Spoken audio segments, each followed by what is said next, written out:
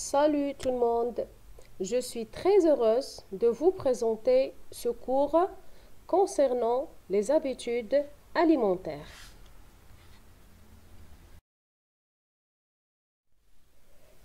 La séance précédente, on a vu ce que mangent les deux fillettes, un gâteau au chocolat, une tomate et un yaourt à boire. Cette séance, on va découvrir le contenu des plateaux repas. Comme vous voyez, on a des fruits, des légumes, du pain, du produit laitier, du gâteau, du fromage et de l'eau.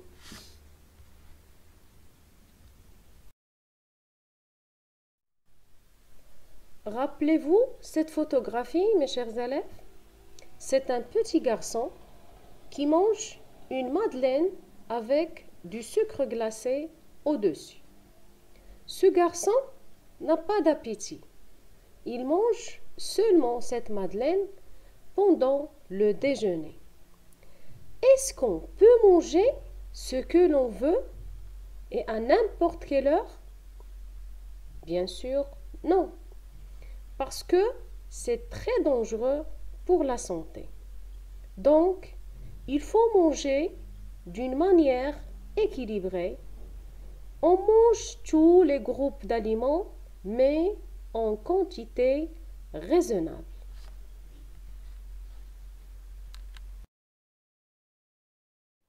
Et maintenant, chers élèves, je vous présente la deuxième partie du dialogue.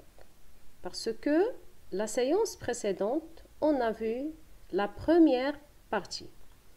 Et bien sûr, je lis tout le dialogue. Alors, écoutez bien. C'est l'heure de déjeuner à la cantine de l'école. La maîtresse fait le tour des tables, s'adressant à Fatih et Sarah. Alors, qu'est-ce qu'on mange de bon aujourd'hui? Fatih: moi, j'ai apporté un repas froid, madame. Sarah: et moi aussi. La maîtresse: vous n'êtes pas en pique-nique, les filles. Fatih: mais c'est un repas complet, madame. Regardez, de la salade, un sandwich au poulet, une pomme, de l'eau, du chocolat. La maîtresse: le repas froid, c'est bon de temps en temps, mais il ne faut pas exagérer. S'adressant à Théo: ça, dans l'eau à la bouche, qu'est-ce que c'est? Théo: c'est une madeleine, madame. La maîtresse: tu ne prends rien d'autre avant? Théo: non, je n'ai pas d'appétit. La maîtresse: tu manges comme un moineau, Théo. Théo: aujourd'hui, peut-être, mais demain, j'apporterai plein de bonnes choses et je mangerai comme un ogre.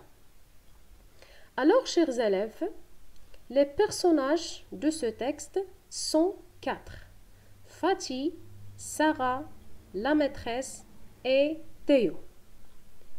Les personnages sont à la cantine de l'école. Tous les élèves apportent des repas froids. Et Théo apporte seulement une madeleine pour le déjeuner. Donc, la maîtresse n'est pas d'accord. Parce que ça, ce n'est pas bien pour la santé. Alors, j'aimerais bien terminer ce cours par une vidéo qui parle de l'alimentation équilibrée. Donc, écoutez et regardez attentivement cette vidéo. Le bon équilibre alimentaire. Pourquoi mange-t-on? Chaque jour, nous dépensons plus ou moins d'énergie, de vitamines et de minéraux, et devons nous nourrir en quantité et qualité suffisantes pour couvrir nos besoins et compenser nos dépenses.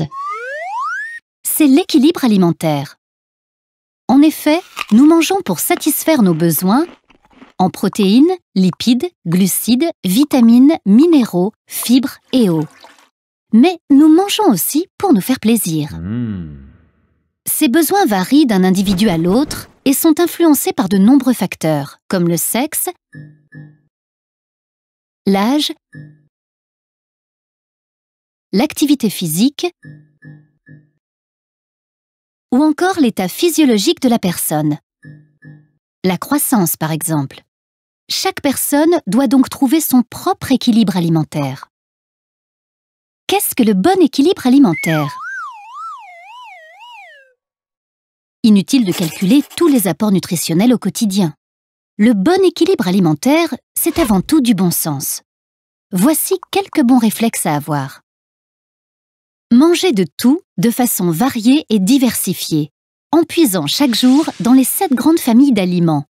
Boissons, pain, céréales, légumes secs, fruits et légumes, lait et produits laitiers, poissons, viande, charcuterie, œufs, matières grasses et produits sucrés, en variant les choix au sein d'une même famille et en diversifiant les modes de préparation et de cuisson pour composer les 3 ou 4 repas quotidiens. Petit déjeuner, déjeuner, éventuellement goûter et dîner. En effet, l'aliment parfait permettant à lui seul d'apporter tous les nutriments nécessaires n'existe pas. Manger en quantité raisonnable. Il n'y a pas de bons ni de mauvais aliments. On peut manger de tout, en adaptant les quantités selon ses besoins, mais certaines familles d'aliments sont à privilégier.